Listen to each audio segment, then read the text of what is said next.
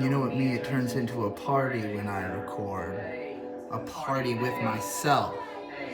Anywhere I go, I'm taking hip-hop with me. Paradigm fit me, y'all won't ever get me? Fine, I am the problem, solution, and math. Teaching the class, I am divine. Find me in a bind, under a pine, sculling a pine, blowing a guy, eating a pie, writing a line, telling a lie. I'm curiously inexplicably fine, even in spite of the spite in my eyes. Look at the time, now look again, it is the time. Reading inclined, feeding the mind, eating the rind, I'm in the grind, way over time, feeding the mind, being a vibe. What?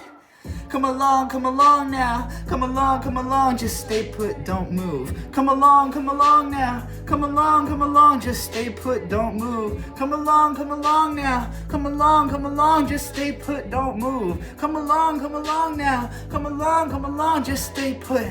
New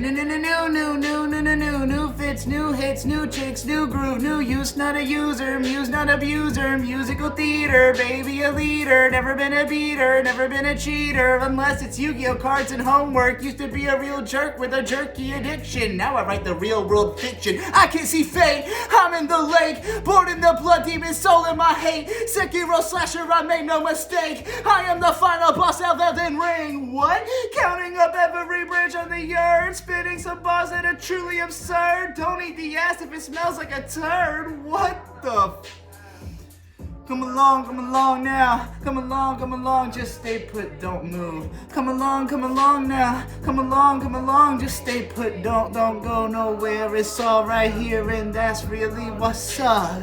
Don't go nowhere, it's all right here and that's really what's up.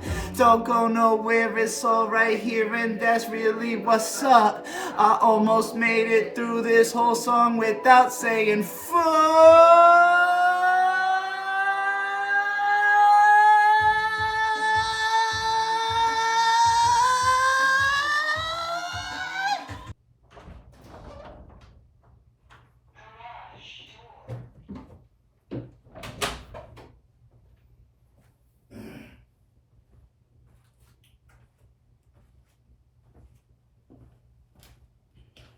Yo, I got a problem.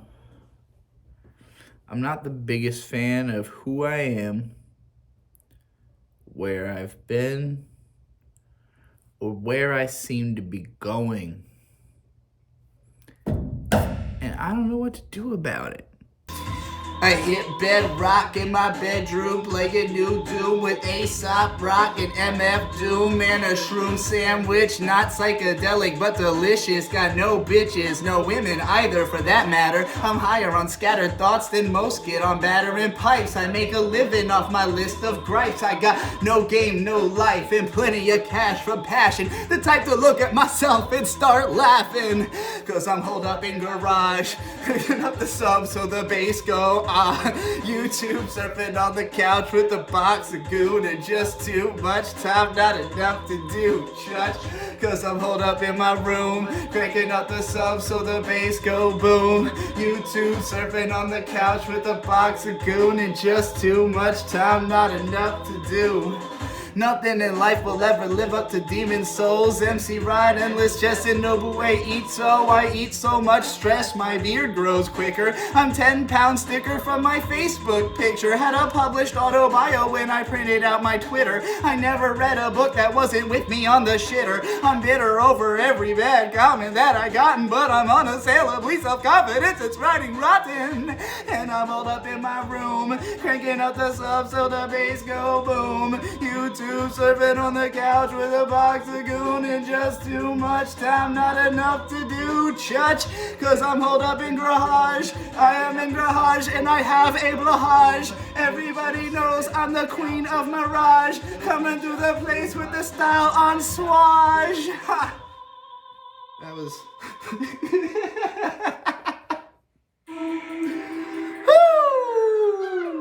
other than to beg for help from you.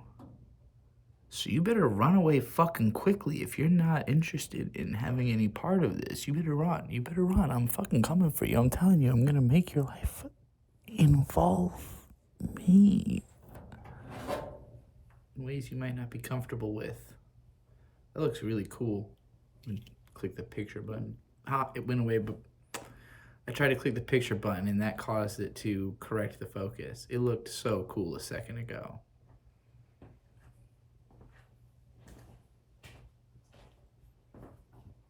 What if this was like an uncomfortably unedited video where like I don't make any edits no matter how long I take in between saying anything?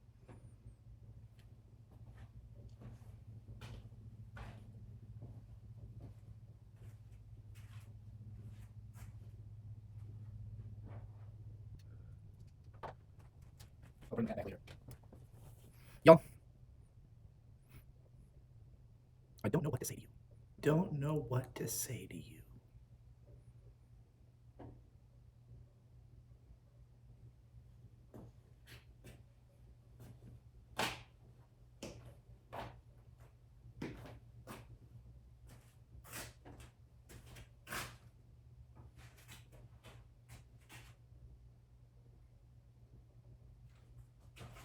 There's a mirror back there. I had to get a look at myself for a second. I think it's possible that I can't see enough to think. My brain's too stuck on why can't I see.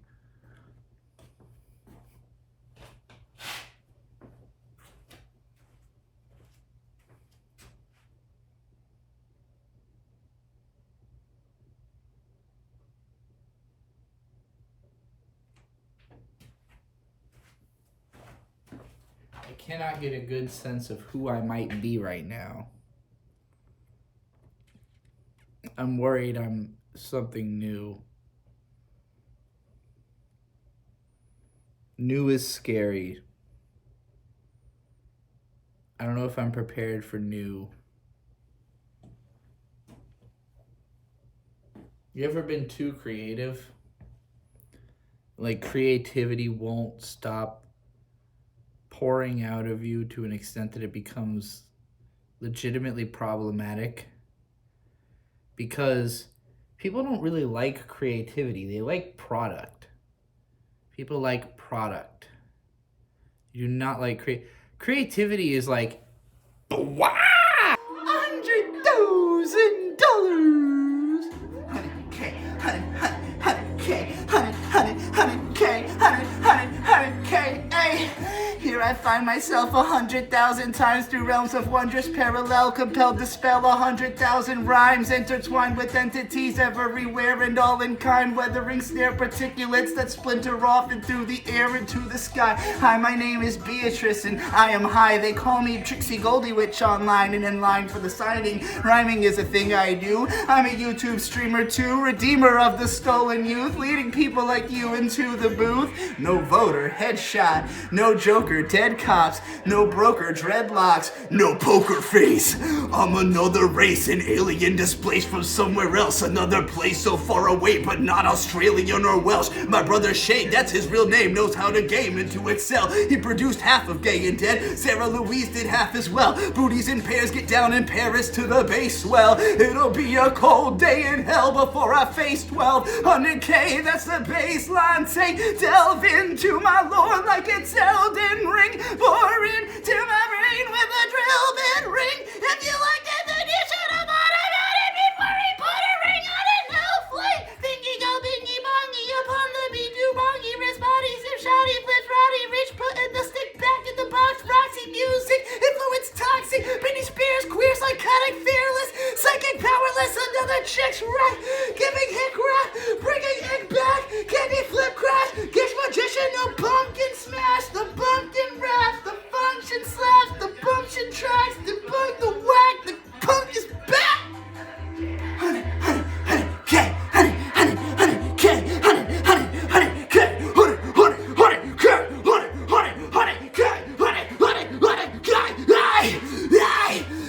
popularly played in your room like PlayStation, probably delayed in the gloom for creation, properly portrayed by a blooming carnation, positively baked off the blooms in the basement, popping open flames under moonlight, I'm thinking, popping open cases of moonshine, I drink it, popping open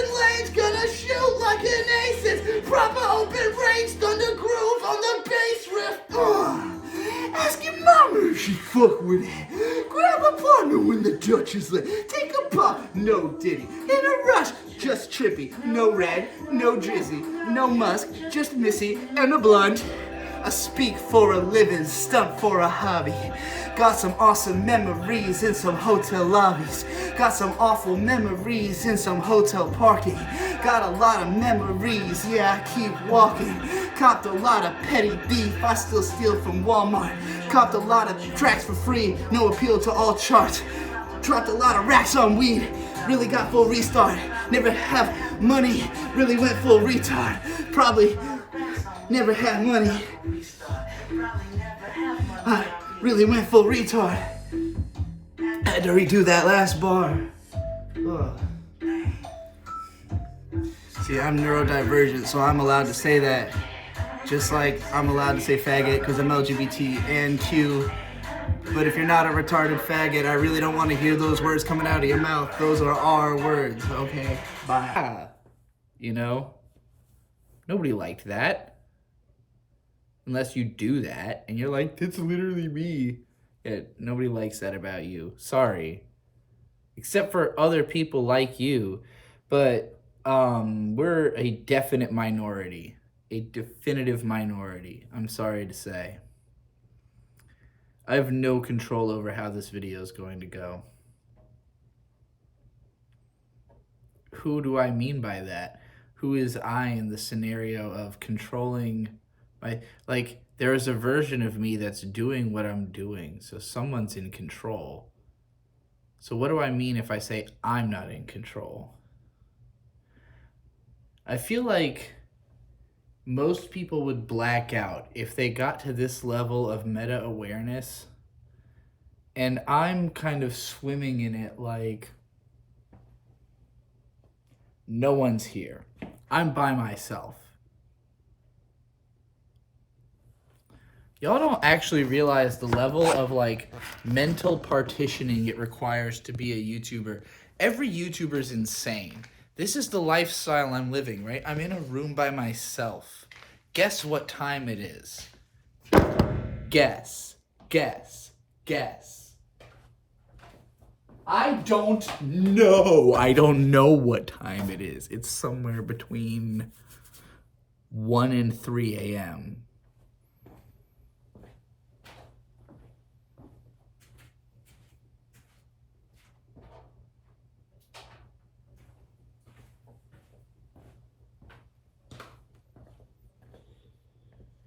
Is live streaming more sane because people are actually there, so you could like convince yourself?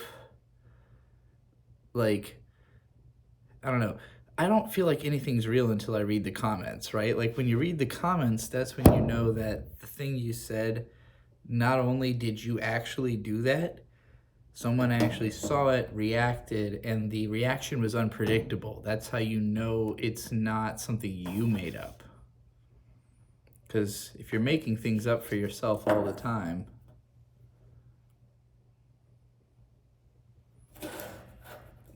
didn't mean to block myself out. One of these is $60. I will go through this in 4 days at most. Guaranteed. I can't beat that. Sorry.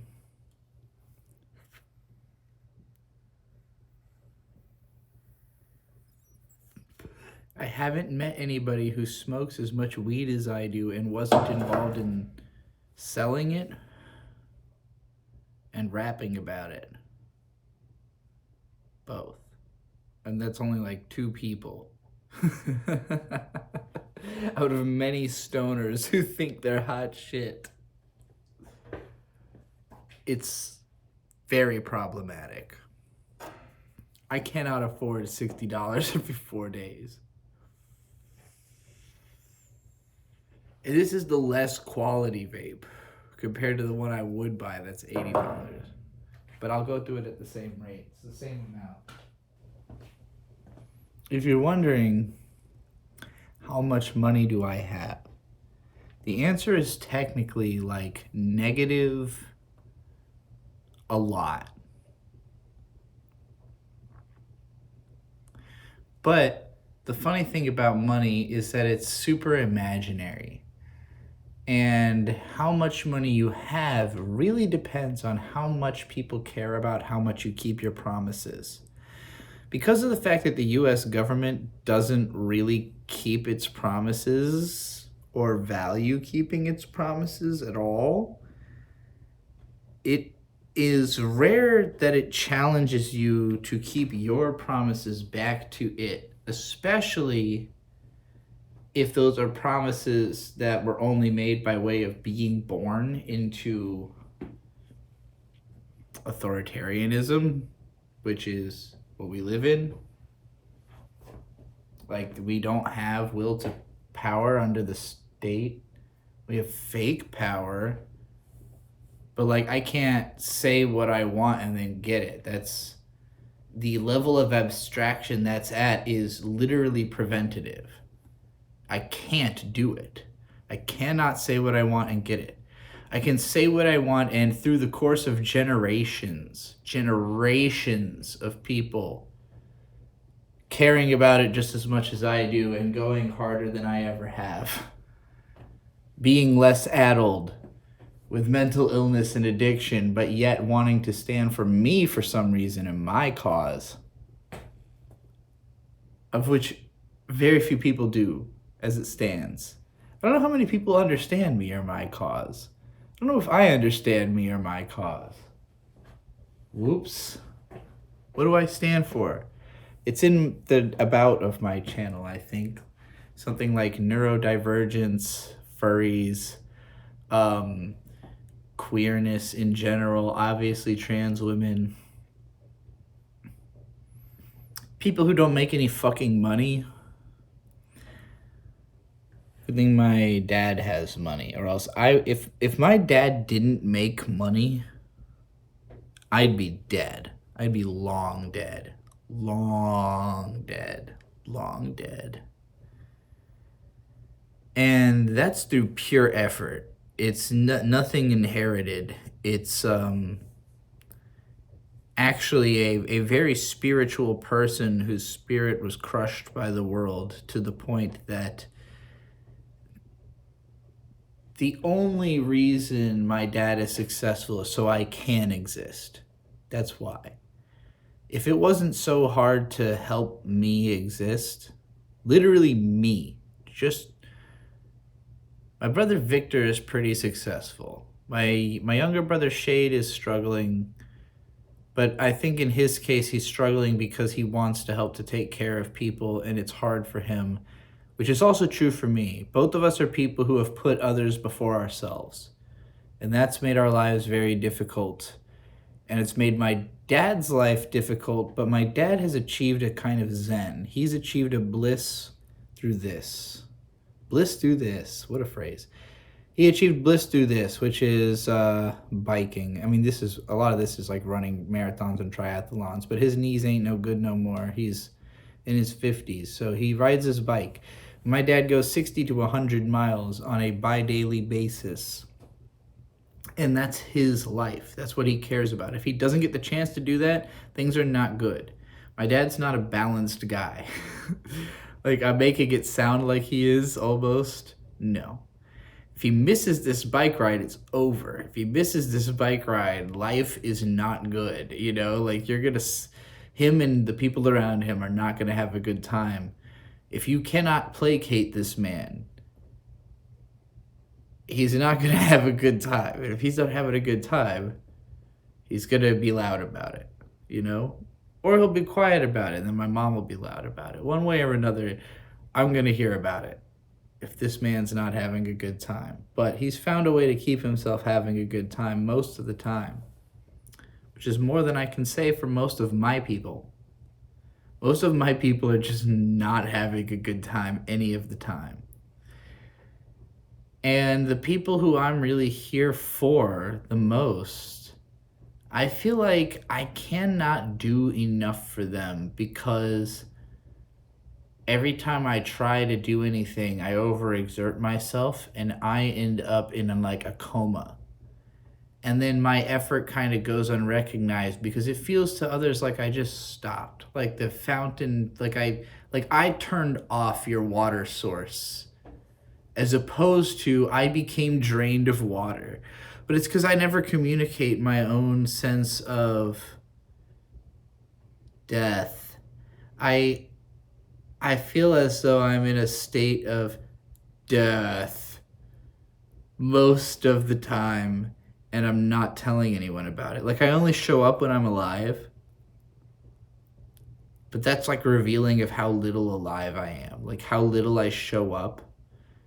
And I guess I'm showing up for more than just y'all, right? Like I show up for Bird probably more than everybody else, right? Like I show up for Bird, and granted, like I don't really see Bird that much. Like at the state we're at right now, we're so broke. So like he goes to work, you know, at least 5 days a week, sometimes 6 days a week. You know, he works, he's there for nine hours, add on to that an hour of driving for commute, right? Between the two, between going there and getting home. Sometimes it's a lot worse than that. But we'll average it out because it's been winter and things have been slow, it's been an hour. So that's 10 hours a day that he's working, 8 hours a day that he's sleeping. That's 18 hours a day, right? So 6 hours he's at home, I'm seeing him. And if we could afford to, I don't know, we'd probably like eat out all the time or go to we really just go to breweries. That's our main thing. That's what we do. It's the main thing that he's into is going to breweries. So we go to breweries. That's what he likes, you know? And we get some to-go beer so that we don't have to go the next day back to the brewery because it's expensive to eat and drink at the brewery. It's nice, it's fun, they're cool places. They usually have cool people working there. Oftentimes they have cool people drinking there. You know, it's not like a bar where people who are just alcoholics are going to be sad. It's like a place where people who brew beer, who are passionate about beer, are trying to make cool beer. So you go and you drink cool beer in usually a pretty cool environment because it's always somebody with like a nesting habit, you know, who's created this little, they've created a place that people can drink that's not in like a neighborhood. It's like somewhere you have to go. It's always like a business district, you know, it's like a nice place, like a getaway. So that's why it's a little more expensive to actually be there. But they usually have cheaper to go beer, and it's cheaper to buy the beer at the place than it is to get it in a market, you know, buying it through so many secondhand distributors.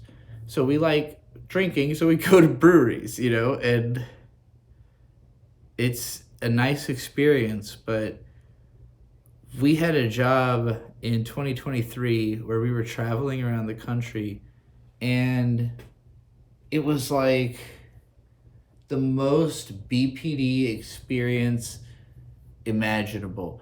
I'm not good at controlling my emotions. I put a lot of effort into that.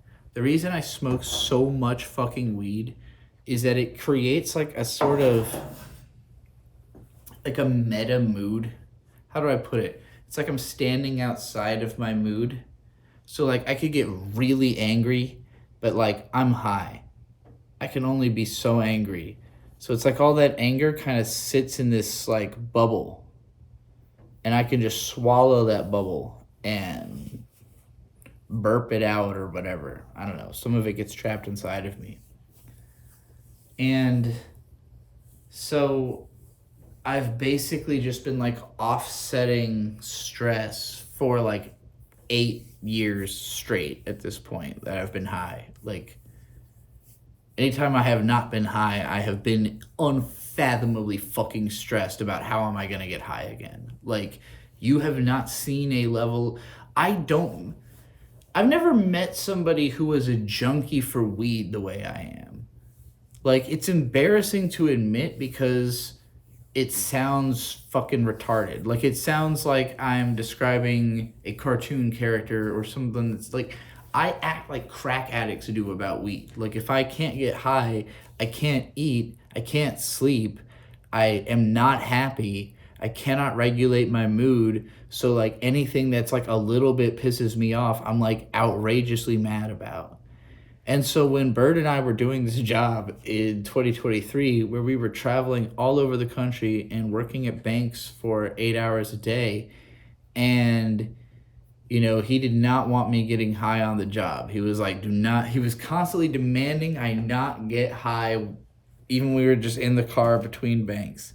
And I would get fucking pissed about it. Not because I thought I should be high, I knew I shouldn't be, but just like that it was being controlled because I can't regulate my mood without it. And so I spent most of every day that we worked together just like unreasonably angry. And both of us would be, right? Because like neither one of us could get high and everything about our job was unreasonable. It was always like uncoordination that we couldn't control was constantly getting in our way. And I am very passive about that kind of thing. If something's not my fault, I'm very good at not caring about it. Bird's not that way. So, there was a lot of things where it's not really his fault, but he feels bad that we can't get the job done. And then that bad feeling ends up, carrying through to me, who's the only person there working with him. So this job, it paid very well, but it was unfucking believably stressful because every day we were in a totally new place, a totally new situation, no idea what was going to go wrong. Something almost always went wrong that was unpredictable. And the margins of this job were ridiculous, where like you could make a lot of money, but it all depends on how fast you work. And as soon as you slip up, everything cascades and there's like a ripple effect of everyone makes less money. You, your boss, everybody else makes less money as soon as something goes wrong. Something's definitely going to go wrong because the organization is really bad. So it's like illusory that it's a good job because it pays well, it lets you travel, and there were lots of fun things about it. We went to tons of breweries, we went all over the country, we had a lot of fun. We ended the job in debt, because at the end of the day, literally at the end of each day, we were so stressed out, and we were always in somewhere we don't know. We were always in a hotel that doesn't have a kitchen. Like, the idea of finishing an incredibly stressful workday with long commutes that you're not paid for, and then going to the grocery store, picking up groceries, cooking for yourself outside of a hotel room, there's just that's too much. Neither one of us has the energy for that much, and not when there's addiction everywhere. It's so easy to take that money you have and go buy fast food that's right there, or go to a brewery and get a few beers to cut the edge off of your dissociation as you try to fucking forget how angry you are at the 9 people you wanted to literally murder today. Several people who made your day so much harder. So you have to get over your desire to make them die through alcohol and food that's good, and then try to get to bed in time for try to get really high and go to bed before the next day. That was all of 2023 for us. Magnificent year in a lot of ways, because when we found time off, we went to national parks as often as possible. We saw the whole fucking country. My perspective is vastly different from what it used to be. 2023 changed my perspective on life, on the world, on everything about America completely. I know this country in a way almost nobody else does. And it's made having conversations with people so much fucking harder. So much fucking harder. Both outside America, because they don't understand what my circumstances that I'm dealing with, the reality I'm living with is, because it's not reasonable, it's American reality. So you have to make those people understand that. And then most Americans don't understand it because they live in fabricated American identity reality, which is not the real America. So The people who know what I'm talking about are constantly nodding their heads, and it's like this tiny group of fucking poor people. It doesn't help me that that's the only people I can appeal to. I have to go piss, so I'm gonna end the clip and go piss.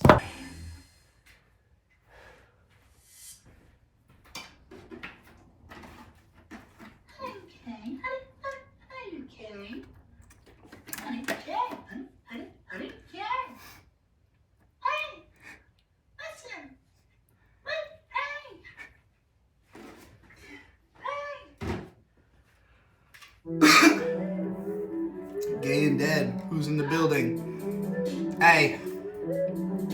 I'm relaxing, so drop that shit about factions. I'm not actions, I want releasing. A free lease to be peachy keen with no young lean but my ugly mane. I gone insane like I like it. I connect mess when it's frightening. I told I should do the right thing, but I look up to alternatives, so I burn the bridge and keep writing. Do not come to me biting. Do not call me a white thin. I'm done with all the infighting. East Coast and I'm down south, so I'm so melt when I'm thinking. Need a moment to sing along, at least silence here for your breathing. No auto-tune access, but this chorus might not be lit. Just give me a moment. We're gonna blast off in a bit. That was just a test to make sure that you're paying attention to the weapon that I'm setting up and getting ready to fire it. Now, who remembers when I used to be some fat-ass motherfucker named Digibro? I'm gonna let that soul into my body. Run this shit on the internet since 2011. Let me teach y'all what it means to be fat and dangerous. Come on. I thought I couldn't get any bigger than 180, but baby, your naked piece like Corona going crazy. My persona ain't no gimmick. I'm been pushing my limits like telling me alcoholism ain't a joke. Bitches in here, nothing could be funnier than death and the scent that's on my breath. Once I vomit up the army said I want to get, cause I was too drunk to turn the car key. Let me give you some advice before I say I'm unhealthy. I'm gayer than God and I'm deader than Christ. I'm fatter than the devil and I don't play nice. Come fucking with my flow and you gon' get ice. So don't ask me for shit, you won't get what you like. I'm gayer than God, I'm deader than Christ. I'm fatter than the devil and I don't play nice. Come fucking with my flow and you gon' get ice. So don't ask me for shit, you won't get what you like. Fat and dangerous, dangerous and bloated, overloaded. I'm all liquor getting sicker, but I own it. Don't need you to condone it, I phone it, just run far away. Cause I'm stopping through the day, or whatever's in my way. Till the day I'm well laid and well paid. I'm gonna stay fat and dangerous and straight and abrasive with me. Got no shame, that's my game, and I play it for keeps. You don't ever have to look up if you wanna be me. I'm greater than God and I'm deader than Christ. I'm fatter than the devil and I don't play nice. Come fucking with my flow and you gon' get ice. So don't ask me for shit, you won't get what you like. I'm gayer than God and I'm deader than Christ. I'm fatter than the devil and I don't play nice. Come fucking with my flow and you gon' get ice. So don't ask me for shit, you won't get what you like. Fat and dangerous.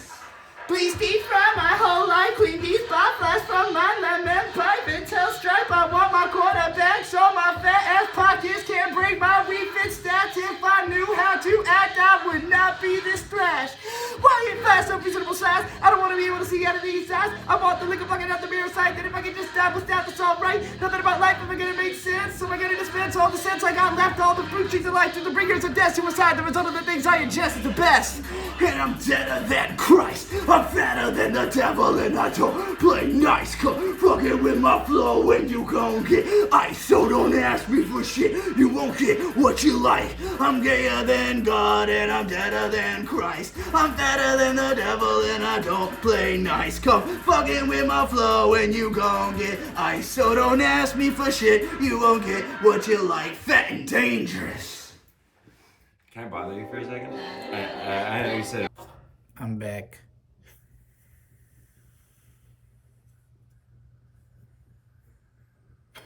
I think about the song Post Hoc Aircopter Hawk by Milo a lot, among many other songs I think about a lot.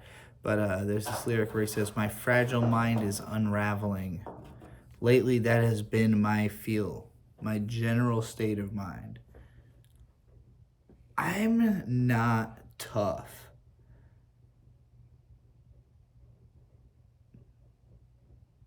Sorry, I'm investigating that inwardly because that's not true. I'm actually, maybe the better way to put it is I don't want to be tough. I happen to be unfucking believably mentally tough and I don't like it. And it makes me uncomfortable with myself. Oh God, this is gonna be such a fucking hard video to do. I'm actually doing therapy on myself, y'all. People are always like, why don't you just see a real therapist? Or don't you just get licensed therapy? I'm fucking poor. And I don't trust the government or any people. I don't trust anybody and nobody helps me with anything. Nobody senses my general state of discomfort and tries to do something about it.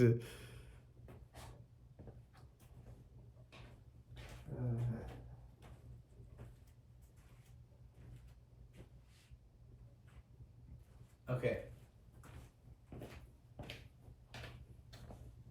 I think the reason I'm able to do this video is that the other day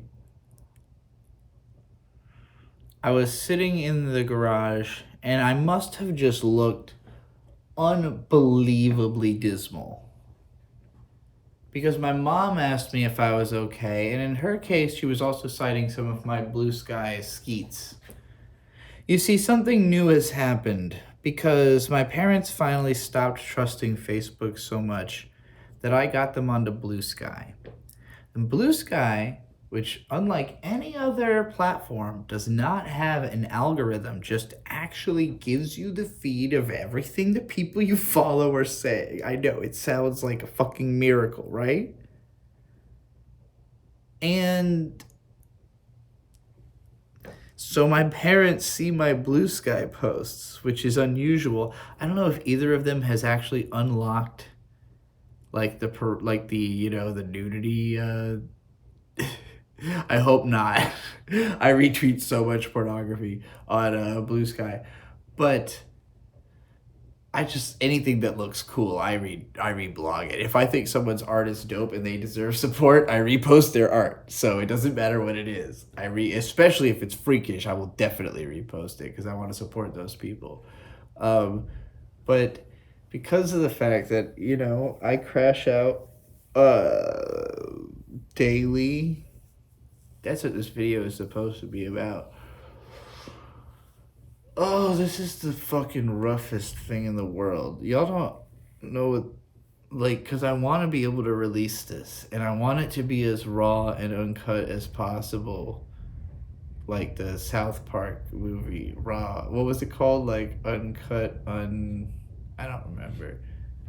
I'm trying to divert the subject from myself so I can spare myself the embarrassment of being honest at all, ever.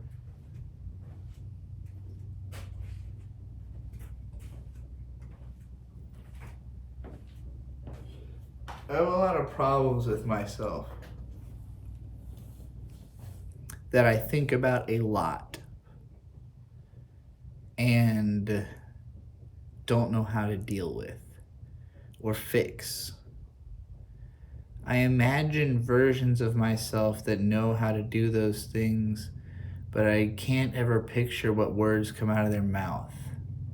I don't hear them. I don't understand why. I can picture, I understand what I need to do, but not how.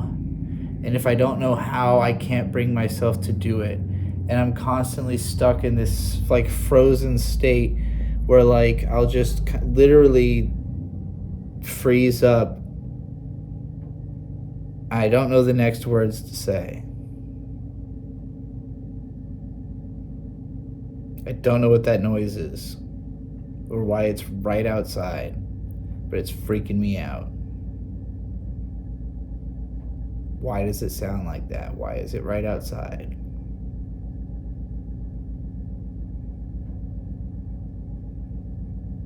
Am I getting too real? Have they come to take me away? Can I climb the garage door and see out and see what's fucking out there?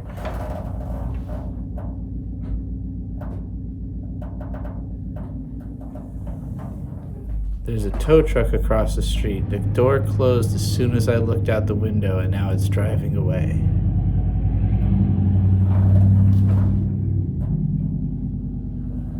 I don't know what the fuck that was about, but they were directly across the street from me.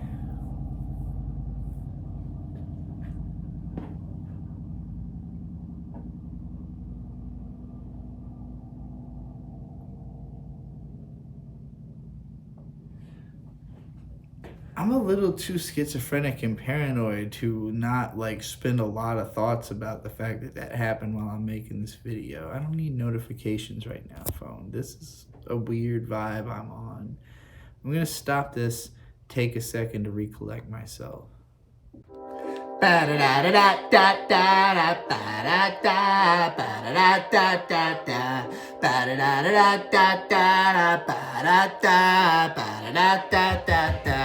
You gotta say that I'm related to that shit, to that whack ass shit. I don't wanna be frustrated, so don't bitch. You could just hold that in. You know you don't need to be saying none of that shit, none of that whack ass shit. Now you done got me praying, nobody slip. Tricks you know gon' trip. My daddy telling me that I'm so talented that he don't understand why it ain't pop. What he doesn't get is that I am a bitch and a cunt and a dick and a punk and a let me get a puff of that, motherfucker, what you got? Lost black ass up, yeah. Lost black ass up, yeah. Lost black ass up, yeah, yeah, yeah. Hard as the sun in my bars, we can sleep under the stars. Fought me so hard as in God, far away. Born in Oakland by the bay, raising me in BBA. You better chance to be paid, keep away. Fire up, I'm astray, I'm gonna lead you astray. Each of you on my way, hey dog. Come on, buy him a truck. Pray that I keep in my luck, pray that I keep in my launch enough. Fuck, you gotta say that I'm related to that shit, to that whack ass shit. I don't wanna be frustrated, so don't bitch. You can just hold that in. You know you don't need to be saying none of that shit, none of that whack ass shit. Now you done got me praying, nobody slip. Tricks you know gon' trip. Gregory bag, Kevlar bottom. Car camping near the stags like all autumn. Tread standard, cred planter, replanted in the back of that truck that I bought him. I thought I'm all afraid of me. I believe in everything and that makes me an enemy. I can be so friendly, they forget that I'll kill anything. Mystic eyes of death perception, Yogi Shiki on the beat. Mystic, repentance, relentless to relentless in less than 6 seconds. Excessively sensitive to my own needs while everybody bleeds on the ground at my feet. So senseless. This is how it sounds when you're defeated and unseated by a 5'8" white trans chicken sandals. So scandalous they can't handle this. But my fans really stick to my hands like, come on, where did that flow come from? Hum jump, fum diddy fum, how the words so it's bum diddy bum boo. So scandalous, yeah, cool, they can handle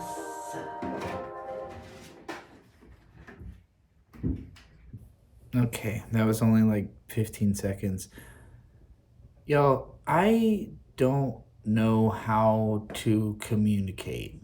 I'm bad. I feel like I've been trying to make the same video for 10 years. It's just like a cry for help. Like literally, hey, help, help, help, help, help. And people hear me and they're like, oh yeah, I need help too. And I'm like, shit. That's all I feel like I get. I feel like people hear my message and they go, oh yeah, me too. Me too. And I go, all of us just need help? Like, so nobody who could help is listening. Where does that leave us? Does that mean we have to help ourselves? But doesn't seem like any of us knows how. But we all know a little bit, right? Because we're still alive, we're still here, something's keeping us through. But I feel like nobody's taking it seriously enough or like trying to help anybody else that much. And what it comes down to, I think I realized something. I was thinking about this on my drive today, that like I often have this feeling of like, when I get rich, I'm gonna put everybody on, right? Like once I have money, I'm gonna put everybody on. What if I never have money? What if everyone's dead by the time I have money? Like, how do I put everybody on without money? There must be a way. Like, money can't be that important. Money is not. There was a quote from Curtis King that fucking blew my mind. He said, "Some people are so poor that all they have is money." And that fucking shook me. I hate money. I legitimately hate money. I hate the effort of making money. I hate having money. I hate spending money. I like having things. And I like doing things. So money gets involved in my life because a lot of the things I want to do cost money, and a lot of the things I want to have cost money. But when it comes to having things, I've become a lot less interested in having them in the sense of like literally they like are in my ownership and possession. So this is like a big part of the difference in how I see the world and other people. I have always been of the constant expectation that people can just come into my house and kill me. And like, there's a lot of people who want to form the sense of security that like, oh, I've got a gun, I'd like to see them try. No, like if someone breaks into your house while you're asleep, you're dead. You're just dead. Like if they wanted to kill you. You know, most people don't. Nobody really wants to kill each other except for psychopaths. And those people always target somebody like in a very obsessive, categorical type of a thing. You know, like most people are just not at risk of being attacked in like a violent manner. You're at risk of being robbed. And if you get robbed, you know, like there's just nothing you could do about it, really. Like, I think everybody wants to be in more power than they can have, but like you don't have power. There's too many people, there's too much power. There is too much power for you to control how the power flows. Except for if you are willing to like you have to basically decide that you are going to empower other people in a way that they will want to empower you in return. Like that's the only way that the trade really works. And I cannot like let go of the image of Kendrick Lamar's halftime show performance, because to me it really is this like unbelievable trust exercise. Like to have that many people pull off something like 13 minutes of just perfect coordination, acting as a wave. It's the kind of thing I can't imagine myself doing 13 minutes of perfect coordination, much less being a part of a 200 person, mass coordination. I'm not a coordinated person. I'm like way adrift. And it's not for lack of ability to coordinate. It's because the people I can coordinate with are like very few and far between and very spread out. And the world fucking hates us. The people that I relate to very easily, the people that I love, the people that I have an easy time with, none of them are living easy lives. All the people that like me a lot and like love listening to me and want to be around me are like suffering tremendously. And they're all people who like, I feel in my heart of hearts, if somebody comes to me, if I'm their lifeline, that's very special to me because there's so few people for whom that should be true, right? Like, if you don't relate to transness, if you don't relate to being dissociative, if you don't relate to being an anime fan, if you don't relate to being an English speaker, if you don't relate to being badly dressed and kind of ugly. Like, there's so many things you have to be able to connect with before I'm like your hero. And yet, I get those messages all the time from all sorts of different people that are like, Trixie, your videos mean so much to me. Never stop. I'm like, okay, but I'm gonna die. And I think what this video is about is that lately I've been really, really, really scared that I'm gonna die way sooner than I want to. And I've had this fantasy for a long time that at some point I cross a threshold where everything changes for me and suddenly I can take care of all the problems I've had at once. And while I know that is a possibility, it's such a slim probability because it's happened for so few people. And because I don't know in what way am I deserving, in what way am I capable of making this happen. Like, I've seen it happen to other people and I've seen the way they've done things and I'm like, well, that's not me though. I can't move the same way someone else moves. I have to move my own way. But why is my movement not translating? Like, why is it that the way I move, why are there so few people who see that and think that's admirable or that's interesting or I want to support that or I want to invest in that? I guess that's what I'm missing the most, right, is the investment. And I don't just mean on a monetary level. I'm going to waste your money on, I threw my vape. I'm going to waste your money on weed if you give me money. I understand why people don't want to give me money, but it's beyond that.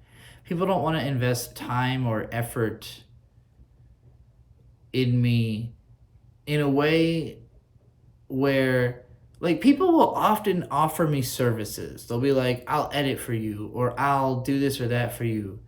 And y'all don't realize that, like, I'm not a commander-in-chief in that way. Like, I know I'm aiming for president, but as a president, I'm not going to get us into any wars. You know, like, I will be the most peaceful fucking person. Like, to me, the reason I want to be president is to rewrite what a president is, to rewrite what America is. I'm not interested in the America we've been doing. I'm not interested in the type of a president we've been doing.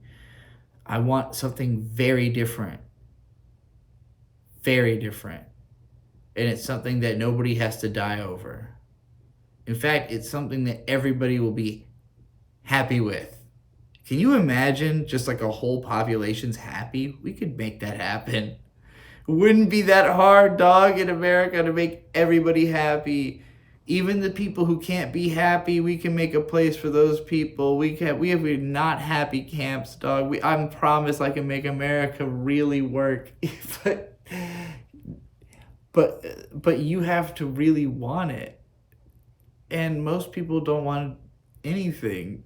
You don't know what you want. You just want to be there.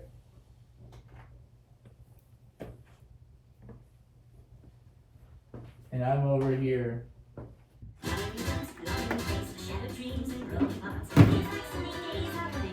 Boredom, and I've only gotten stupider. Women are from Venus, men and Mars are off for Jupiter. Cupid let me borrow 7 arrows and I loosed them all. Sorrow on me coming, so I stopped the fall. Start the crawl, red sparrow on the wind. This heroin sin left me so appalled. Anyone could buy them all now. It's boarded, barred, and scrawled with urban textures. Pictures treasured in the human population. Empty stations built to house an empty nation.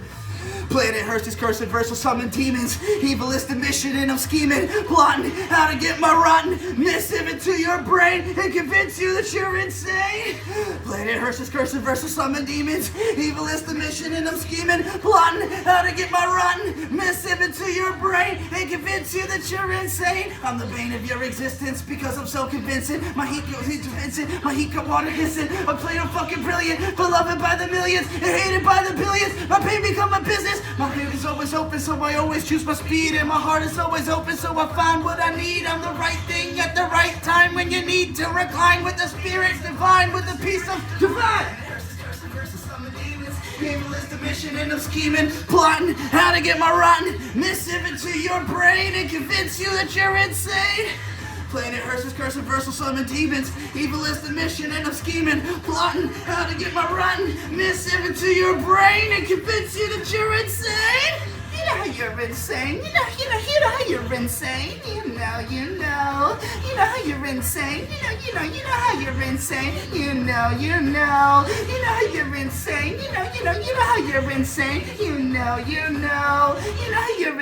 You know how you're insane. You know how you're insane. You know.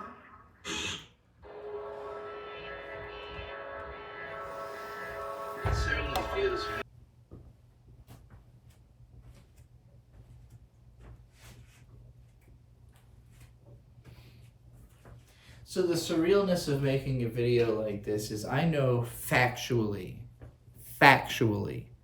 at least 1,000 people see this video.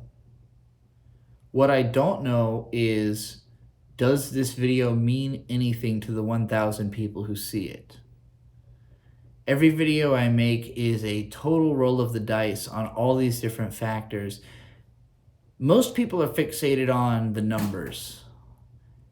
How many people watched it, and also how long did they watch it for? / how much money did I make off of them watching it? I've always been focused on the response. How many comments? What are the comments saying? Did they get what I was saying? Did they agree with what I was saying? Did they add to what I was saying? Did they subtract from what I was saying? Did they agree? Did they disagree? What are the comments? That's what I care about. What's the reaction? And when the reaction is people giving me money, it makes me really happy because I am financially desperate. But it makes me really sad that I am financially desperate because I hate money. But I'm also an addict, and I can't beat those addictions because I'm weak. And I'm weak because I've been really beaten down. And like, I'm one of those people that's like, if you live in a victim mentality, you're just gonna be a victim. But I don't know how to stop being a victim. Like, I don't know how to stop being victimized. I don't know what to do, like, to not become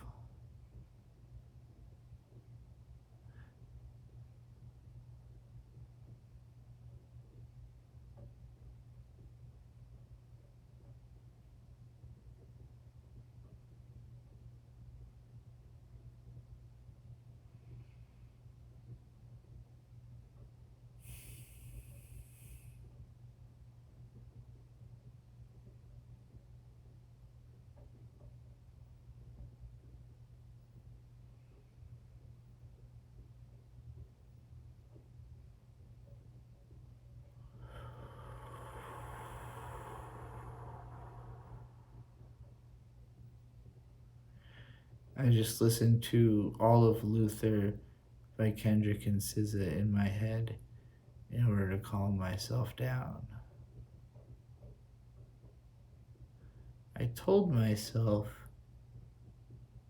that I was at least going to talk until I started crying.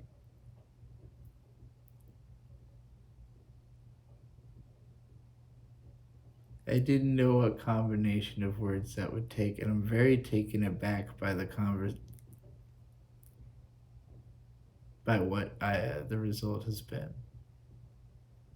That wasn't the sentence I expected to make me start crying.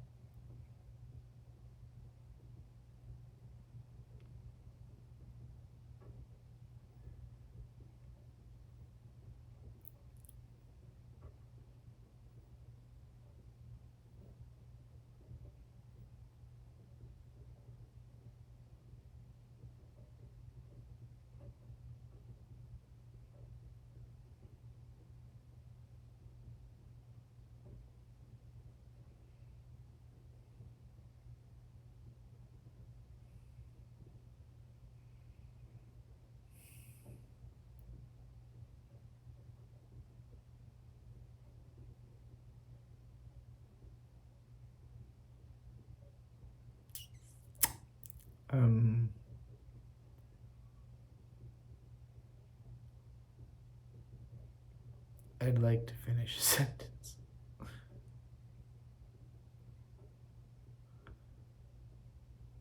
This feels so weird.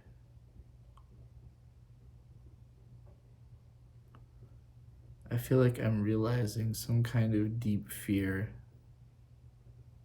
I can't look at I can't even look at I can't look at myself. I'm looking at myself. I look a lot more normal than I thought I would look. Now I'm scared. I'm scared when I look at myself.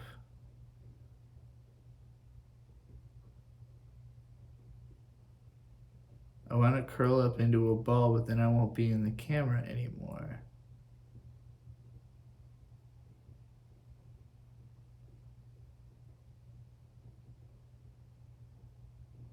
I feel very small.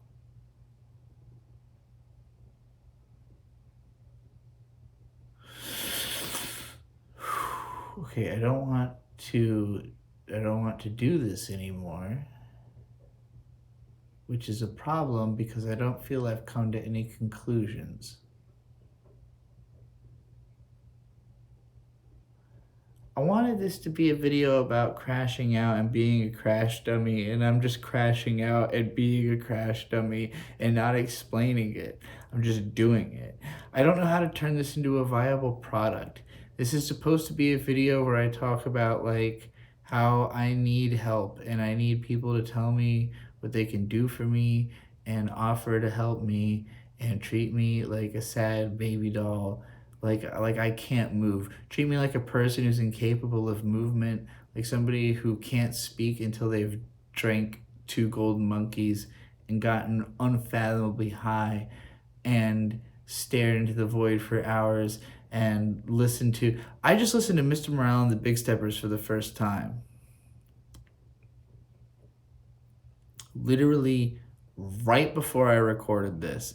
For the first time, I have never heard it front to back. Can you believe that? Everybody's like, but Trixie, you're such a big Kendrick Lamar fan. You spent 3.5 hours talking about the Super Bowl performance where he didn't play Mr. Morale and the Big Steppers. How is it even feasibly possible? I'll tell you how it's feasibly possible, because even though just now I listened to all of Mr. Morale and the Big Steppers for the first time, I don't remember hearing 3 of the songs. When I got to Mirror, I was confused because I looked at the playlist to see what song I was on, and I didn't remember hearing the last 3 songs. I've heard Auntie Diaries more than once. I know the song. Don't remember hearing it just now. What does that mean? Like, actually, I don't know. Like, tell me, what does that mean? I don't remember.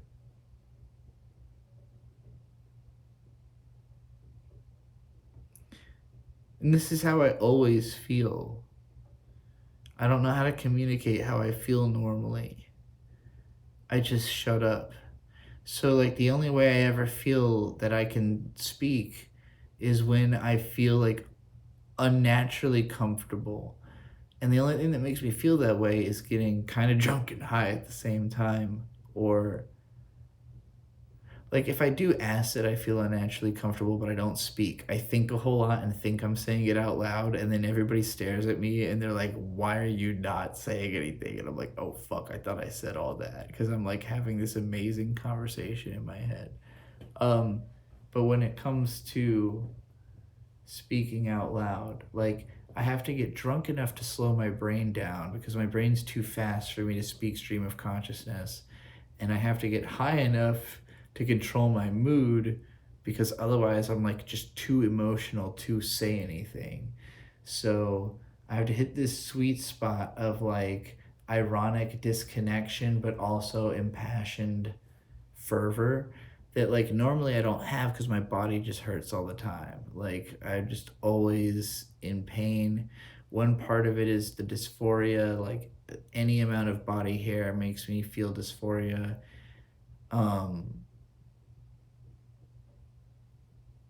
Just the fact that my just don't have like a great wardrobe, don't know how to do makeup, don't know how to style my hair or eyebrows makes me dysphoric.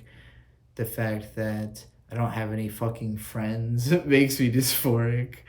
Uh, uh, um, uh, uh, I want to curl up into a little ball and evaporate into nothing right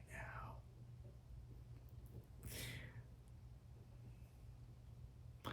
I think something unlocked in me in a way I didn't expect, but did. Things are gonna get really weird for me in the future because I'm entirely too sensitive. And for the last 15 years, maybe the whole time, I've been shutting things out because of that sensitivity. Like, I feel too strongly about things, so I avoid them. I've always been incredibly avoidant. But I'm curious. I'm very avoidant, but very curious. And so I've always been a very dip my toes in type of a person. Like growing up, literally, when it comes to like going into a pool, right? If I think the water is cold, I'm terrified. So I'm dipping my toes in, trying to acclimate myself, slowly getting into the water, bit by bit, getting used to it until I can fully submerge. Even though I know for a fact, because it's happened to me either because of people pushing me in or me just deciding to go for it sometimes, that if you just jump in, you get used to the water way quicker. It's just the initial shock that hurts. But you never forget that initial shock that hurts. You might acclimate more quickly, but you never forget the feeling of the initial shock. Some people grow to love that feeling, especially if they know that it's not always threatening. My dad watches the most violent media in the world. The only types of things he watches are comedies and violence. Gotta be really funny or really violent. And he doesn't internalize any of the violence emotionally. He sees it and he's like, oh, wow, oh, that really sucks, But like it takes a level of immersive storytelling for him to even reach a level of like giving a fuck at all, like being entertained by it. But the kind of things that he's like mildly amused by, I will like be up at night thinking about. Same with Bird, right? Like these are both of them, they'll watch some shit that's like, it's just heinously, gruelingly dark and be like, oh, that was a great show. And I'm like, yeah, it was, but I can't sleep anymore. Like my world's different. Like, but at the same time, I feel like I'm weak if I don't know all that, right? Like if I didn't know how dark the world really is, how dark people really are, like I can be taken advantage of. My world could shift at a moment's notice and I wouldn't be prepared for it. So I've spent like an inordinate amount of my life preparing for the worst, which basically amounts to making yourself insane, like breaking, like the same way that making a muscle stronger involves like tearing it and letting it regrow over and over again. Like when it comes to trauma, there's this sense of like, once you've coped with it, you know how to cope with it the next time and the next time, and you get used to coping with it. But I'm really, really, really sensitive. And I think my dad is too, but he just had way worse circumstances than me. And he literally spent all his life to make my circumstances not as bad as his. And I respect that so much that it's always been difficult for me to complain, because I view it like this man's effort has made my existence possible. Like, if it weren't for the fact that my dad is trying so hard, there's just no way I would have made it. And maybe that's not true. Like, maybe if, like, I read this book when I was 19 called A Heartbreaking Work of Staggering Genius by Dave Eggers. Both of his parents died of cancer 1 week, 2 weeks after another, something like that. And he ended up having to raise his kid brother. And the book's really good, and it jump-started his career. And when I read it, I had this, like, impression as though if I lost my safety net, something would click inside of me that would cause me to rage on such a level that I would definitely make things work for myself through rage. And that's probably true, but it's like not healthy or good. And I can tell that through reading people whose stories are like that. I'm like, well, I don't want this to happen. I don't want my parents to die one after another, because it sounds like it really fucking sucks. Like, it sounds like the best you could make of that is making a great novel as a coping mechanism for something that's unfathomably awful to have happened, you know? And so I feel like,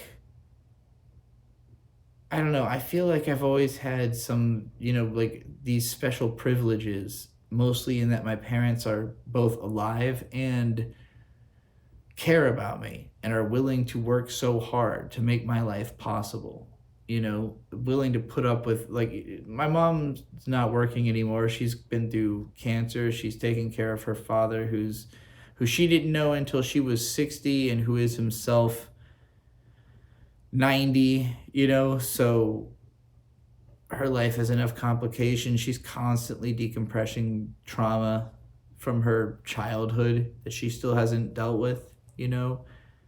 My parents are deep PTSD sufferers, and most of my PTSD is the result of being raised by two people with PTSD.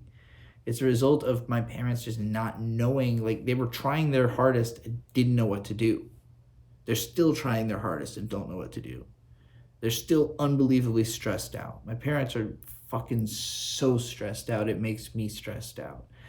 I don't think I'm a very naturally stressed person. I'm weirdly zen. Everybody who's ever met me, like, what they like about me is that when I'm not talking, I'm a very calming presence, because I just sit there quietly and stare into space, and people are like, oh, she looks comfy, she looks chill. Like, the reality is I'm thinking about the most fuck shit you could possibly imagine and trying to stop so that I could have a normal conversation. But, like, when I open my mouth, everybody goes, oh. Unless I've put so much thought into it and made it such a careful, well-constructed point that I can make a video about it. And everybody gets to see how smart and cool and well thought out my points are that I've been, you know, chaotically coming back to and mulling over for days or weeks or months or years or however long it took me to complete the thought.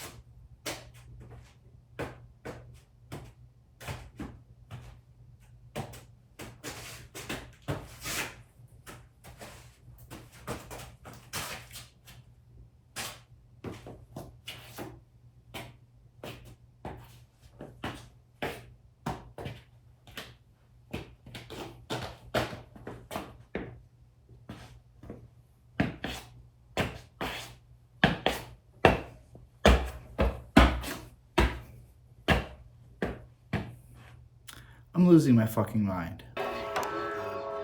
Distortion. It doesn't have to be negative or violent, really.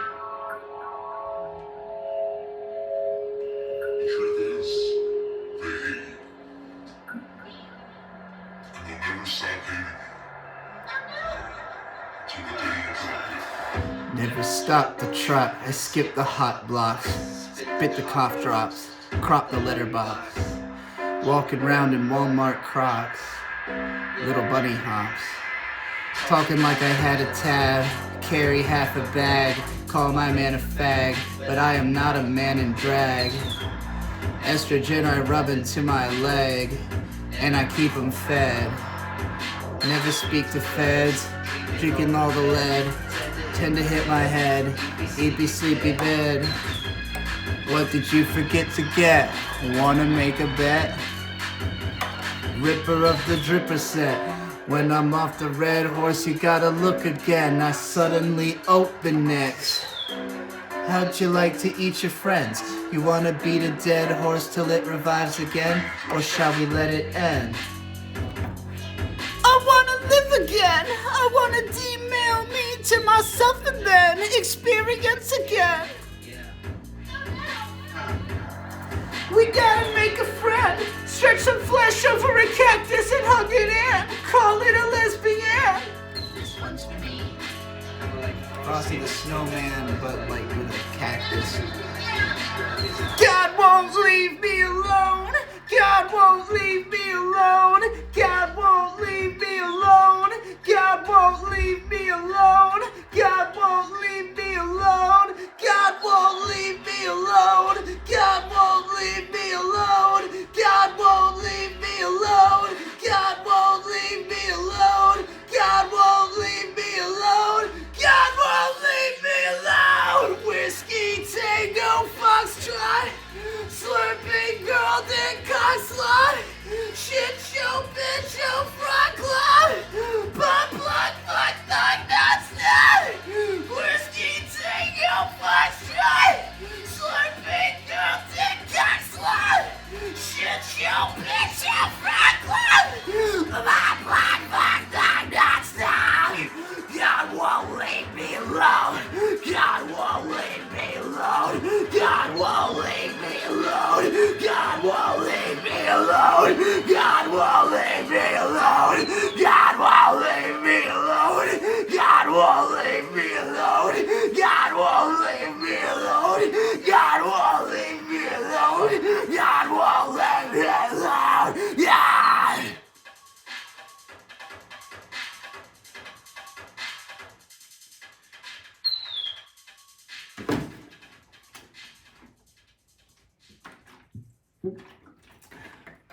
Maybe God should leave me alone. God damn. Okay, mostly I wanted to see how much space I had left on my phone. I don't want to like cut clip because I don't want to lose authenticity, but I also don't want to talk at all right now. So I'm going to take a moment like and just be over here. But I'm entreating you to this because I feel like cutting anything misses the point. Why am I explaining myself? I hate this.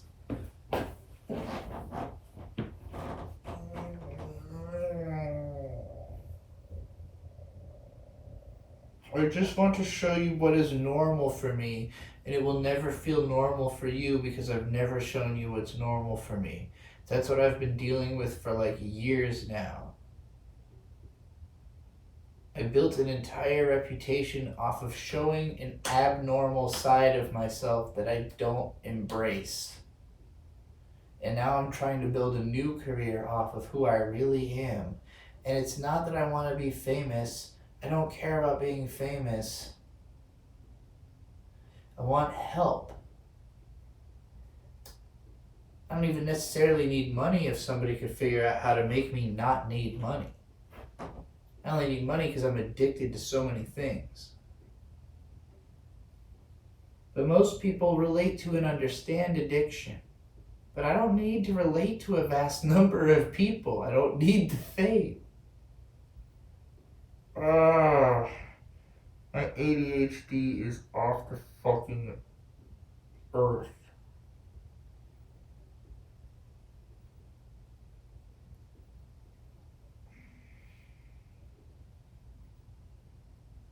Peekaboo. I've got peekaboo in my head. If you're wondering, like, you're looking at me and it's like, oh, this is a long, slow clip of Beatrice sitting in silence. And in my head, it's, what are you talking about? They talking about none. What are you talking about? They talking about none. What are you talking about? They talking about none. What are you talking about? They talking about none. Huh? They talking about none. Peekaboo.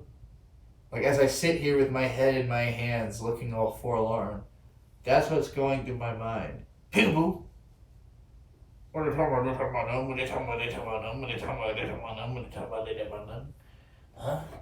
They talking about none. Huh?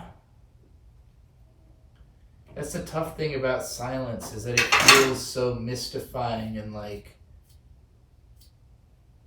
I don't know, my thoughts are just too fast for me to convey them, and like words are not enough because there's too much music involved. So it's like, I admire people who do like soundboards or who do lots of editing where they incorporate like the kind of audio thought, but like for me, it's really hard for me to narrow things down. Like, my taste is too fucking broad.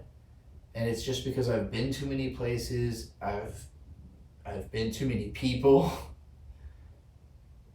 and I don't know how to condense myself down to something manageable and like tangible and relatable, like a language that people easily get. You know, like, I feel like my code switches too much. It's literally like, how do you learn this language? How do you learn, like, programming language or language? How do you learn this language if it keeps adapting?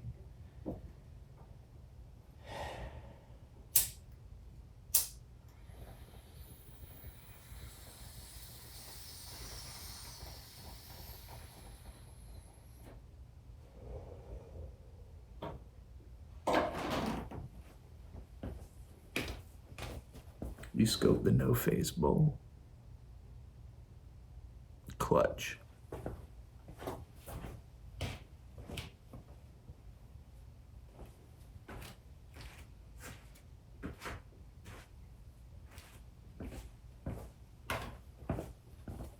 You no scope the face bowl.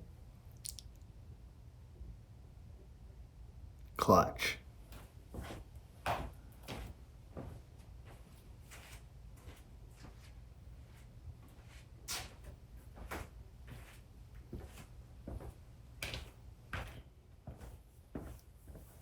What are you talking about? They talking about none. What are you talking about? They talking about none. What are you talking about? They talking about none. What are you talking about? They talking about none.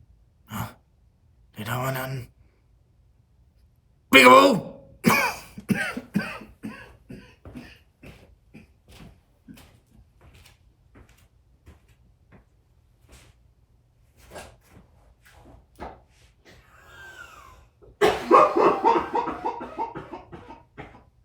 Crazy ass bitch.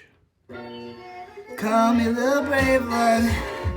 Even though I'm only 5'8.5", walk around like I'm the highest fucking bitch alive. I'm a grimer, criming, duck the police, hit the vape while I'm driving, dive into a vat of acid and survive it. I got bars like a candy aisle, the sweetest style, and I don't hide it. How do you do? Daddy, I'm surviving. 100K miles last year arriving, everywhere and thriving, like I don't care who might end up dying when I get riding. I could be another fucking bitch, but not the one you're gonna wanna miss. No, I could be influencing your siblings, I could be influencing your kids, I could be influencing your chick, I could be canoeing in your id, I could be canoeing in your id, I could take you back to what you did, I could leave you crying in a bib like, where, the baby need milk.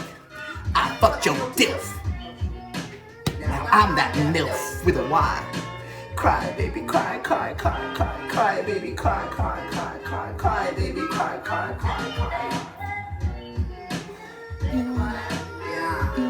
You wanna get up in this? You wanna get up in this? You gotta work to pay the storage fee. anyone ignoring me will catch a fist at every orifice. I must insist you not be boring me. Don't do it. The motherfucking golden witch. And they call me Little Brave Lung. And they call me Little Brave Lung. Terrifyingly careless. Contrarily, I'm easily embarrassed. Despairingly, apparently ensnaring. Glaringly full of clarity, comparing it to you. Declaring it a burial and eulogy. An aerial assault on all your feelings. Salty just like Ariel before the legs, begging for a tail. You fucking feeling me, you fucking feeling me, you fucking feeling me, you fucking feeling me, you fucking feeling me, you fucking feeling me, you fucking feeling me, you fucking feeling me, you fucking feeling me, you fucking feeling me, you fucking feeling me, you fucking feeling me, you fucking feeling me.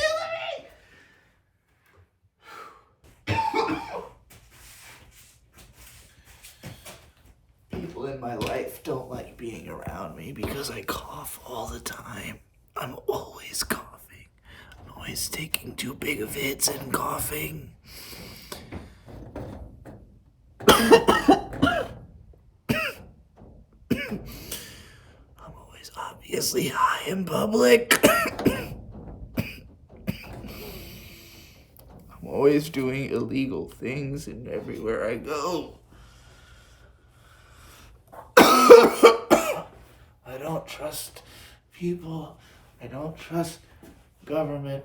I don't trust myself. I don't trust my family or my friends. I don't trust my audience.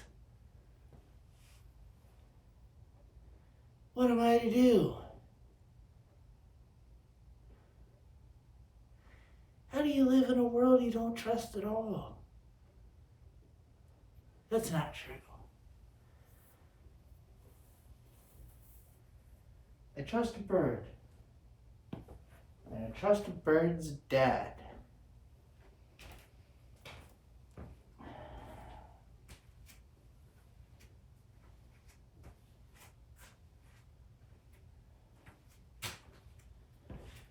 But they can't handle the weight of me. My soul is heavy.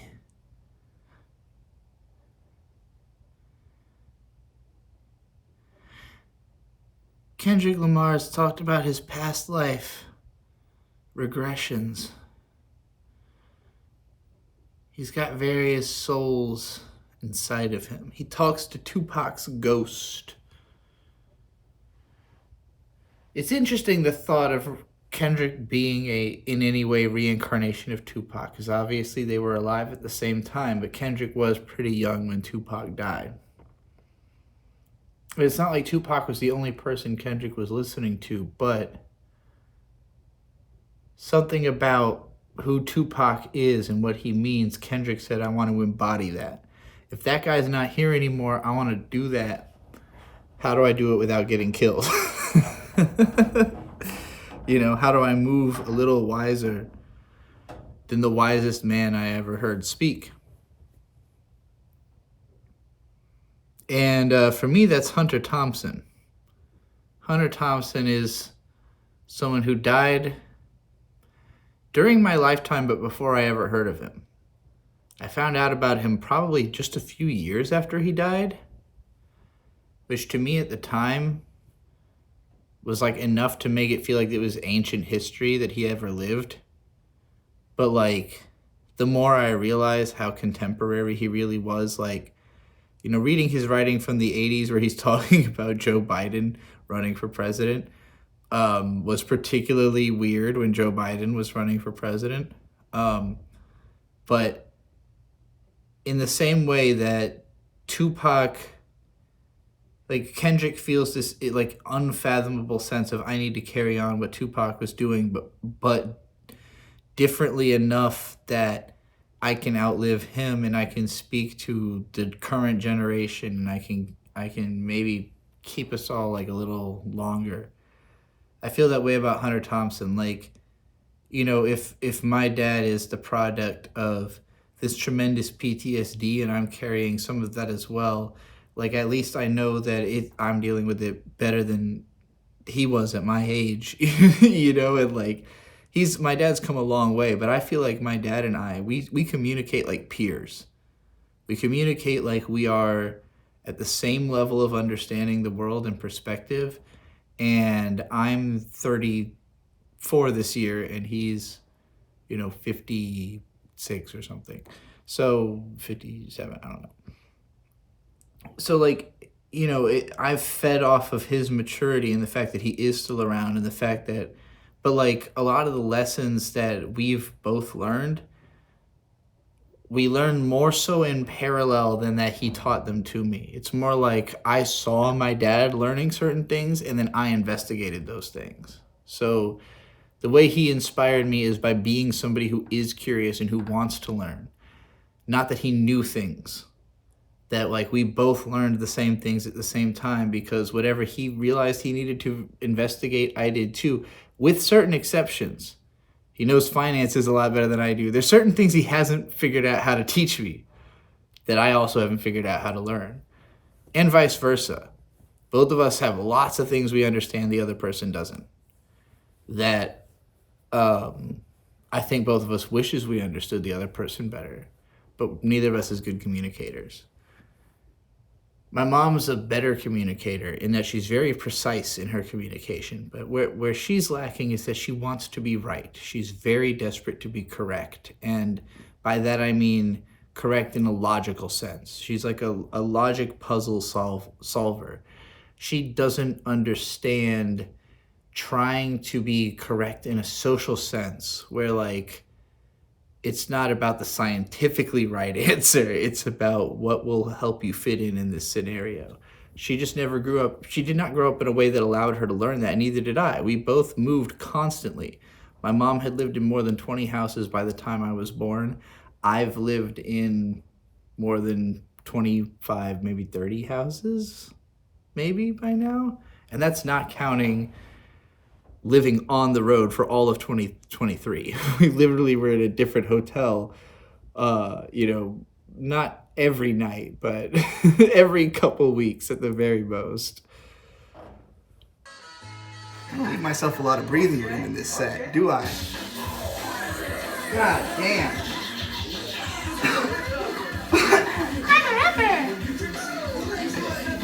You would think we're Scooby-Doo in Carmen San Diego, where they're always asking where we at. I'll beat your dude in Halo, laugh at him and tell him he's a fag. I don't got no Halo, just a fucking massive witch hat. Bringing rage back, yeah, cause I missed that. Hey, where the bitch at? Asking like a Mario Judah. Brace for impact, Revy 2-hand with the shooters.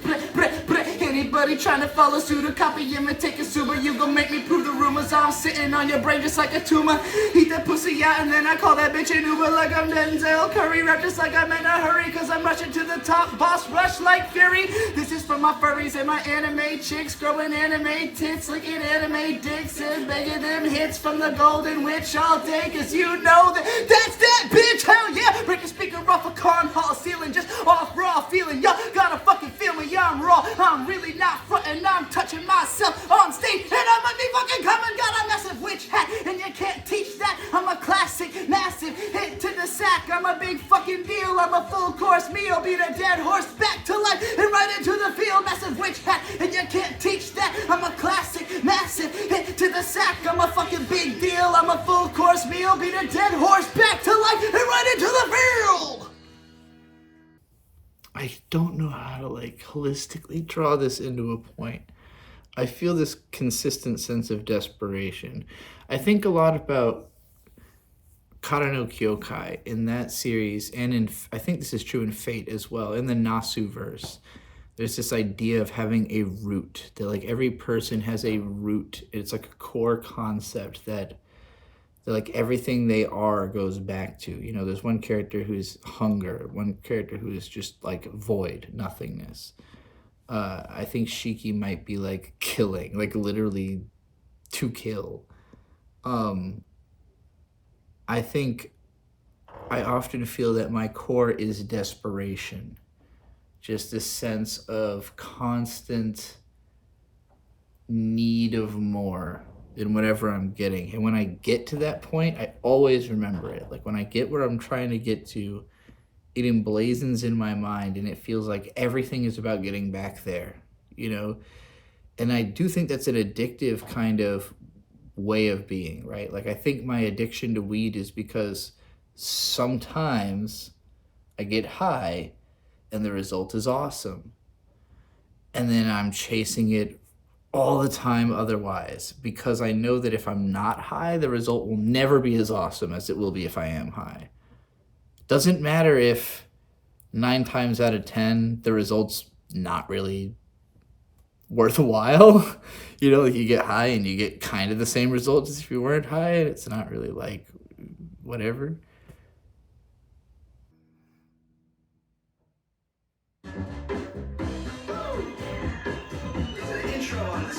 I really wasn't sure what song was gonna come on next.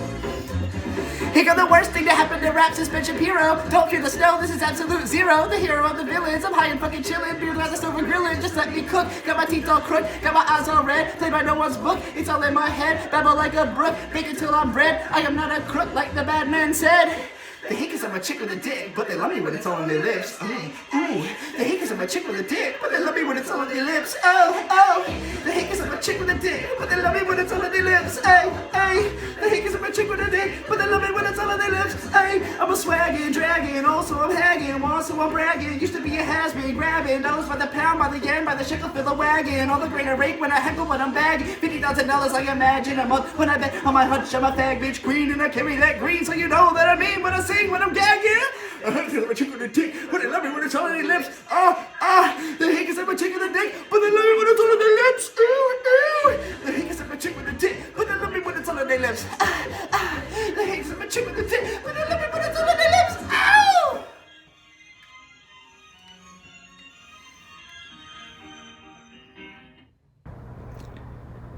I stopped the clip because I realized suddenly that it's like 3 in the morning.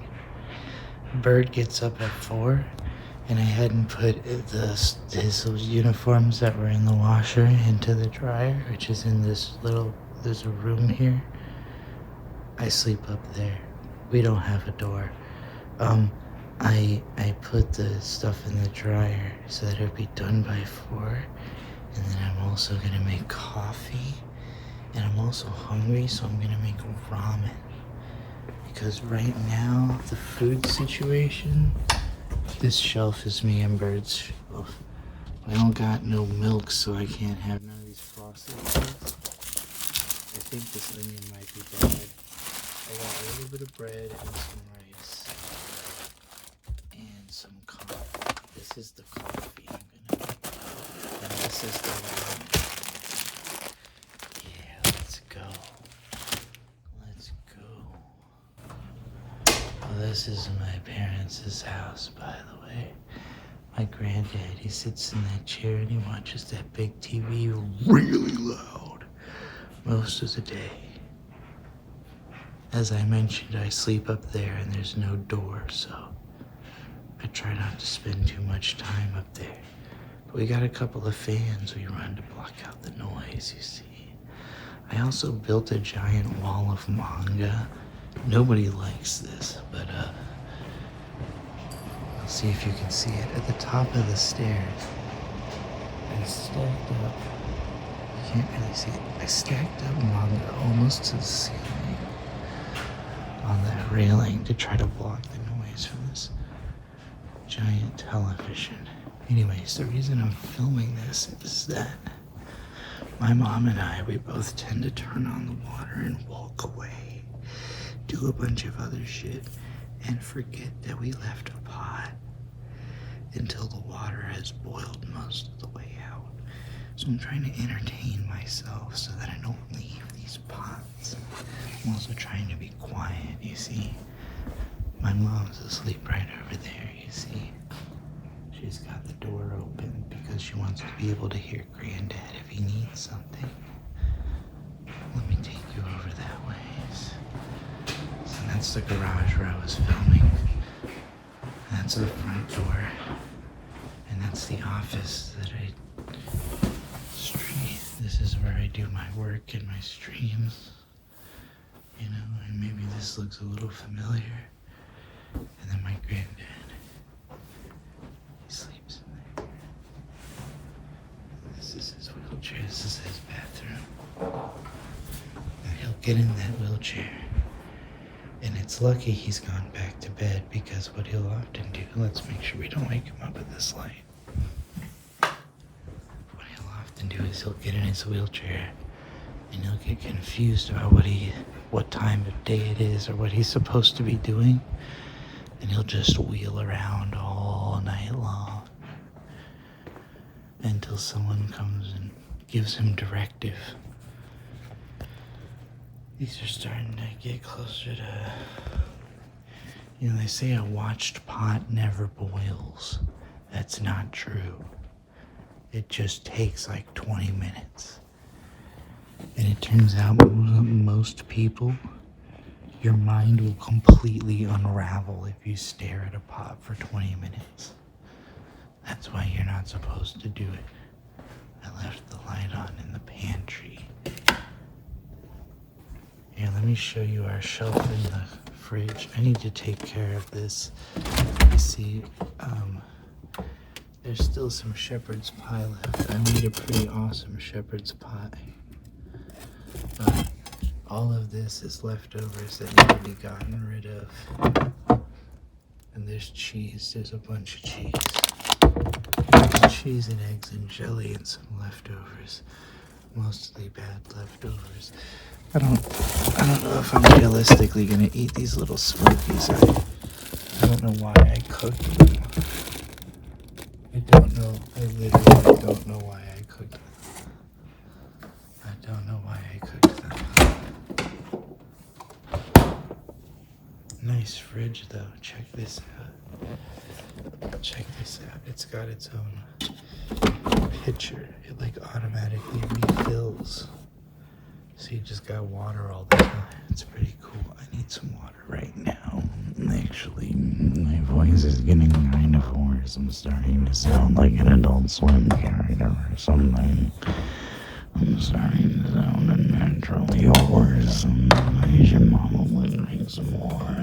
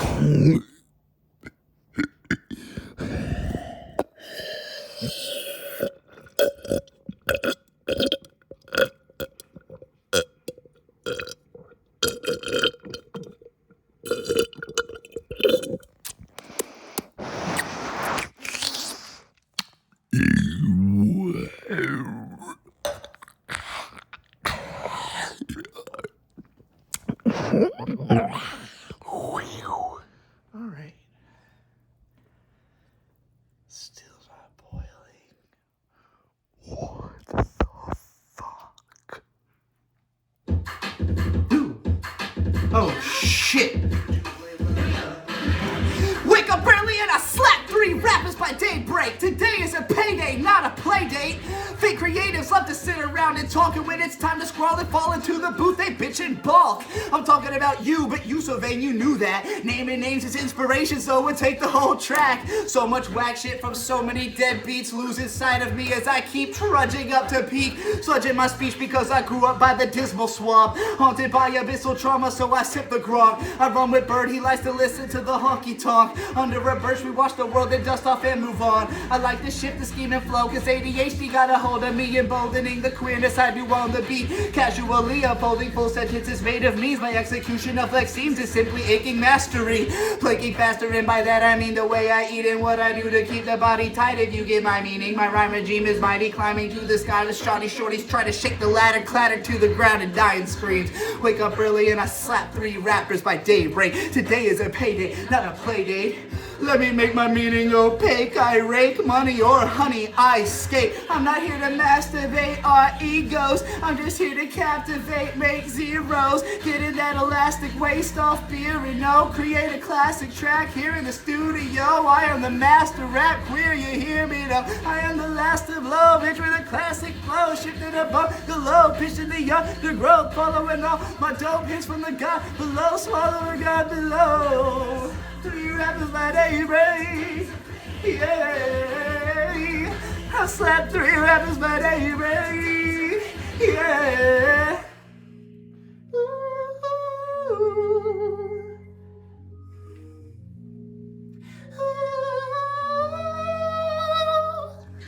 Toy around sound play, coyly unwound chords, boredom interpolated in statements to compound joy. Edge of a frown hoisted by mean jokes from the side lip. Hip to the hip mounted brazo, I call my side bitch. Click, click, boom like those 10 years in my bedroom. Head trip looms, I consumed all of the med shrooms. Dead when June started and brought back by the full moon. Fraught with the lack of thought that you put into what you do. My true blue day ones, you all know what the score is. My performance is so far above what the norm is. Your ignorance is louder than the other noises. Your voice attempts to annoy with. My mind is poisoned with everything you said come blasted all out of my head. I kinda wish you weren't like this, cause frankly you'd be better dead. Get ready to be left unread forever. I'm the ghost of roller coaster, baby. Fucks are given never, ever, ever.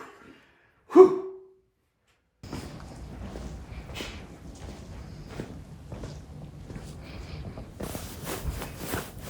Fresh out the dryer, but it's not warm.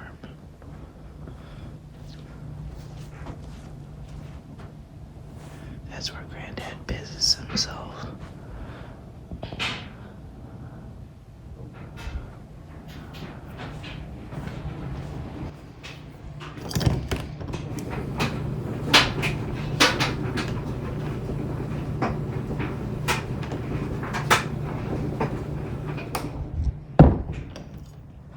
That LG washer and dryer is actually really, really good.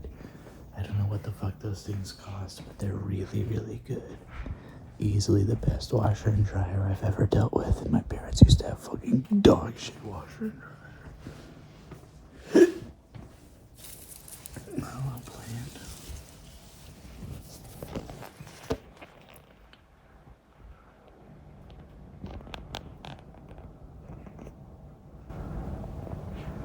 My granddad always looks at that light and he thinks that like someone's got like a car light aimed at our house or something. He's just like, what the fuck is this light? Like he'll come to the door and stare at it. Whoa, I got the mesh. Oh, that's cool. That looks cool. I take the picture of that. Yeah. Photo op. Ooh, fuck yeah.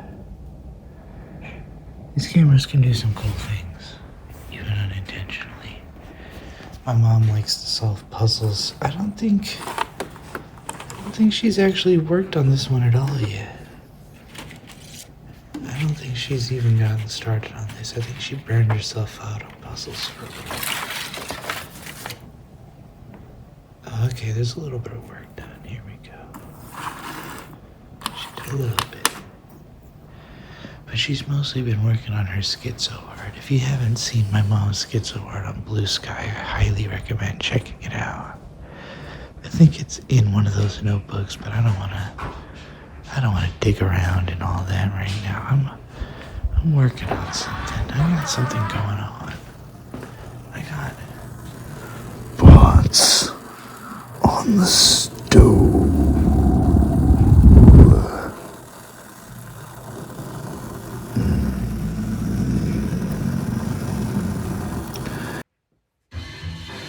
Yeah.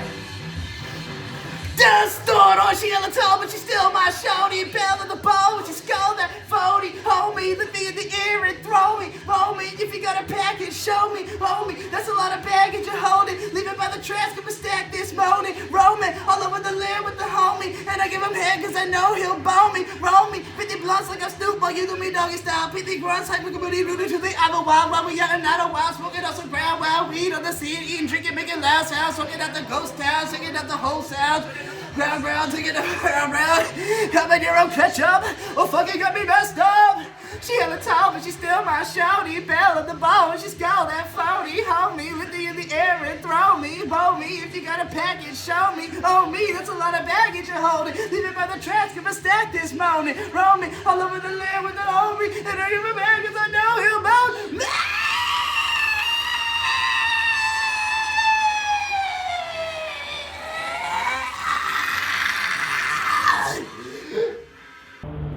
You just teleported 12 hours.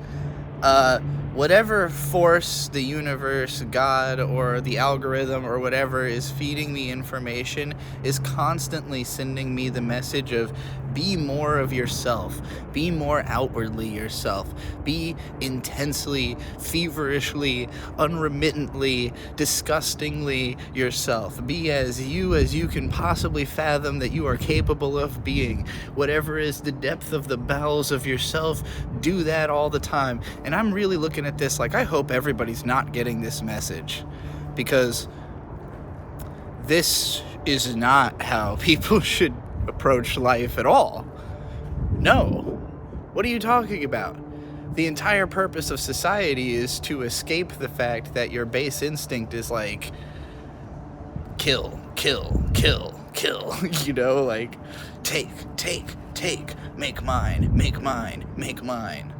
I wanna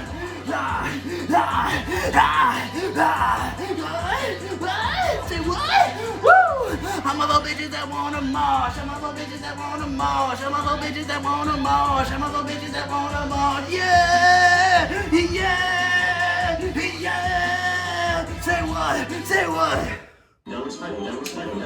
You let them overtake your overturn from the love of the come generation, son of reason, ready yet not to come, what to do anyone, never meant fuck for the sun, brother body young and dusty, you never got nothing done, yeah, know it all been done, still wanna do it again, repetitious motion, got us here, versus beginning, so you gotta mix it up, cut the static with the cut, new type is the ladder that we on, and I'm a step above, devil man, devil man, devil man, devil man, devil man, devil man, everything is devil man, devil man, devil man, devil man, devil man, devil man, devil man, everything is devil man, unit one's a devil man, all my friends are devil man, can I get together with them, gonna make a devil play, and then to you will see the ninjas is irrelevant, tell me oh my god, and my flows I fucking have to say, no love for the government, fucking all the fucking friends, trying to take it into, we can take it fucking out the stress, sit on going from your head, teach your girl to love again, sit and fucking to your brain until you take it back from them, devil man, devil man, devil man, devil man, devil man, devil man, everything is devil man, devil man, devil man, devil man, devil man, devil man, everything is devil man. Being yourself is everything that's like, everything you've developed to not be yourself, you know, like all of the strategies that you've figured out for not listening to your gut because you know it's wrong sometimes, you know, like you develop a sense of self out of, like, you know, you shouldn't just like reach for a cookie. Like you shouldn't just, when you walk into a room and you see there's a tray of cookies and your instinct says eat one of those cookies right now. You are the person that says, no, that's someone else's cookies. And it could be that you think, oh, well, they won't mind. But then you think, yeah, but if I communicate with them first and get their permission before I eat the cookie, I know I won't get in trouble. And also, like, you know, there's a chance I will, you know, feel so good about getting express permission to do it. It'll taste even better, you know? Or maybe you think, ooh, if I can do it without anybody noticing, it'll taste even better. If I can somehow sneak this cookie off, make sure nobody even realizes, they are not going to know. They have so many cookies, they're not going to know. There's no way they count the cookies every time they look at them, right? One of these is you. But it's not, unless you just take the cookie every time, you're not being your like rawest, most authentic self. And you shouldn't be, because literally like, again, society exists to be like, hey, don't just fucking take cookies every time you see one. It could be poisonous. You don't know the context surrounding that cookie. You don't know you don't know if that person set out that cookie as a trap. You know, you really got to think about, who do you trust? What cookies are trustworthy in this world? You know, like the system you developed to convince yourself that actually just snatching the cookie is probably not a good idea. That's the real you. Not the you that says, I'm going to snatch that cookie right away.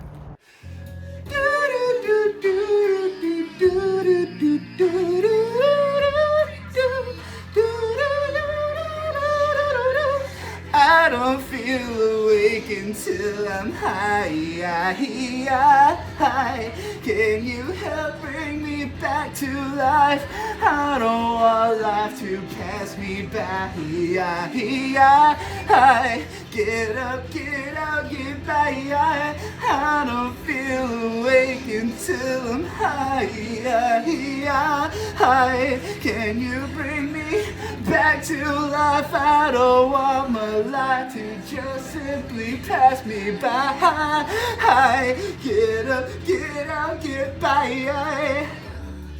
Managing my energy better, not trying to cram a beat full of letters. Managing my energy better, not trying to cram a beat full of letters. Managing my energy better, not trying to cram a beat full of letters. Managing my energy better, not trying to cram a beat full of letters. Managing my energy better, managing. That's just instinct. But you don't operate on instinct. You operate on systematic thought. You operate on feeling. You operate on, like, navigation. You operate through gestalt. You operate through all these different factors. But, like, there's more than one side of you. But being true to yourself is really all you can do. You're not really capable of doing another thing. It's not like something you can put more or less effort into. I think what those people really mean is show more of yourself. Show more of your true self, which doesn't mean do the first thing that comes to mind all the time. It means, like, reveal the systems by which you approach life. Reveal the way you are thinking about things. The way I work is that I see a cookie on a table and I literally think of all of that. I don't stop at any one of those possibilities. I imagine a version of myself who would do all of those things. Eventually, I might ask for a cookie, but only after I've run through every scenario of how I could possibly approach obtaining that cookie. Because it gives you time to really think about if you really want the cookie that badly or not.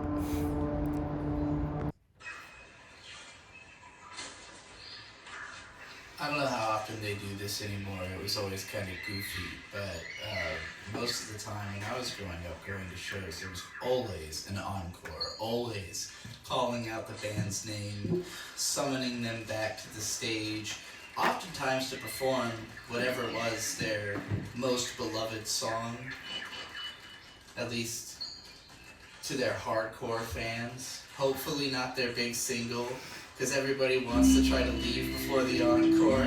Everybody's trying to get home, so they're kind of like, all right, let's, give me that goddamn song I wanted so I can get the hell out of here. Please, just get on the stage. Y'all some awkward motherfuckers, but I kinda gotta love you, and I hella gotta trust you, cause I'm up here by myself, so if I don't do well, what you say, hey, get the fuck off the stage! What was that? I couldn't hear you there, over the bass. Get the fuck off the stage! Okay. Now you know what to say 2 times. Hey, get the fuck off the stage. Get the fuck off the stage. Not until you pay me. Dip me too high on the ground, you'll find me laying. Idling in a puddle of what you say to me. Hey, get the fuck off the stage. Get off the stage. Get off the stage. Get off the stage, bitch. Get off the stage. Get off the stage. Get off the stage. Get off the stage, bitch. Get off the stage. Get off the stage. Get off the stage.